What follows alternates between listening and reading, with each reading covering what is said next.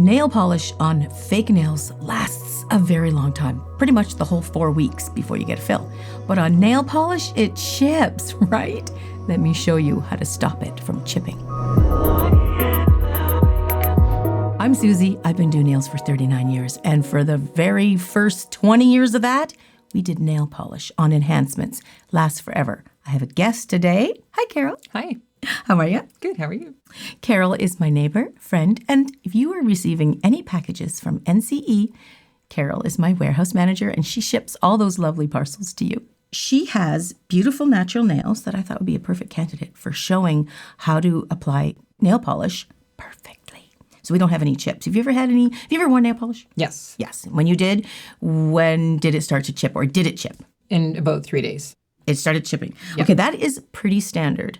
That's why gel polish was invented for natural nails. But with nail polish, there is a way we can get around that. And that is one bummer thing about wearing nail polish. It does chip in about 3 or 4, 5 days. The reason why it's doing that, you may not know. Did you know why it chips? No. Okay. The reason why nail polish chips is because of the oils, in the natural oils building up underneath the natural nail layers. It's literally pushing the product away. It's just pushing the nail polish off. And you can also make it want to chip a little bit more if it's thick too. And don't pick it off. That'll make it chip even further, right? So how do we get rid of oil before we put nail polish on? I've been doing this trick for years, and it really is quite simple. First, we want to manicure the nails. We want to remove any type of cuticle or any oil or stickiness, especially around this area, so we can make sure the nail polish application is nice and smooth.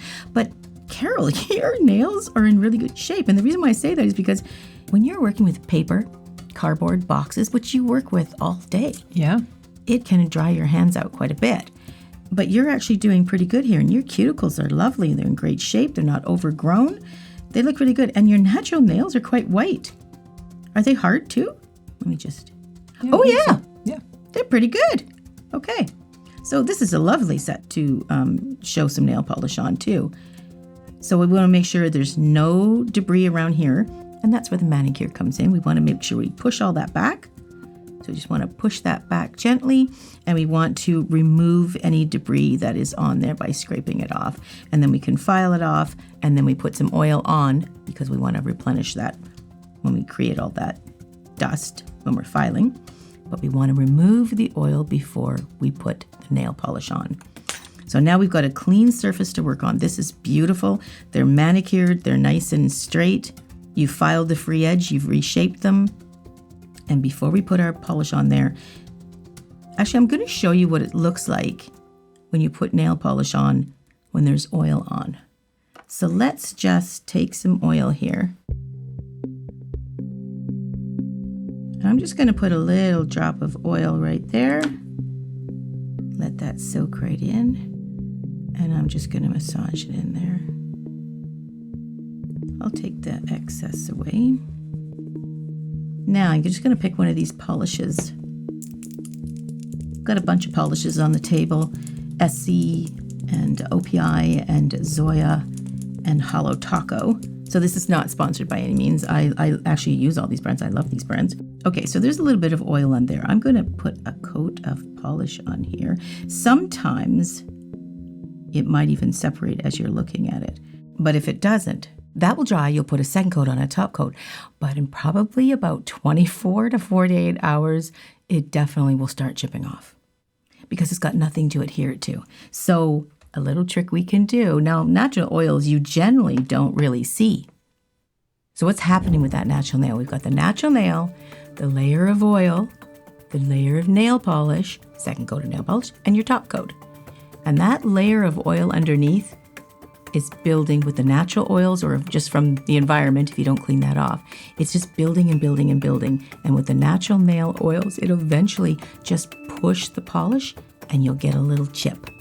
That's what happens. So we want to eliminate the oil as much as possible. So in my career, what I have learned is it's really very, very simple. Pure acetone removes 99.9% of all the oils in your natural nail.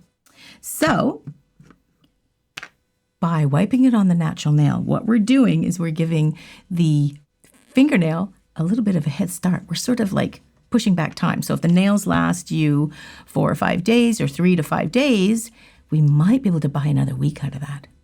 So all we want to do, though, is remove it on the actual nail.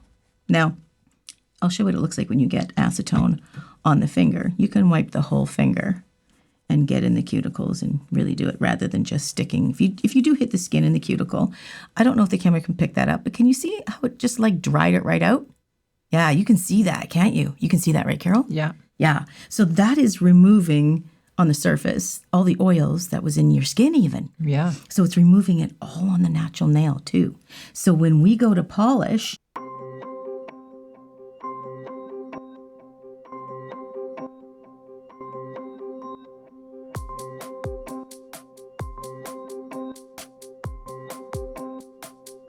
by removing all those natural oils, we've got a head start and it's going to buy us more time. So what might chip in a week might last you 2 weeks. Let me put another little second coat on this. This is a pretty color. Yeah, I like it. Uh-huh.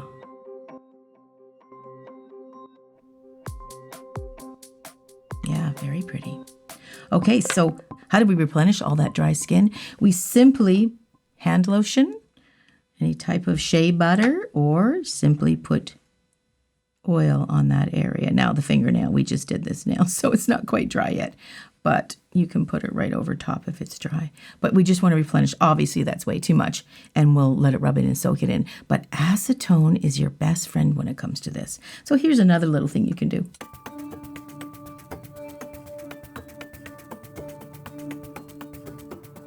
Okay, so I'm going to apply 2 different fingers and tell me what you think is different about them, because one will lead to chipping and the other one won't.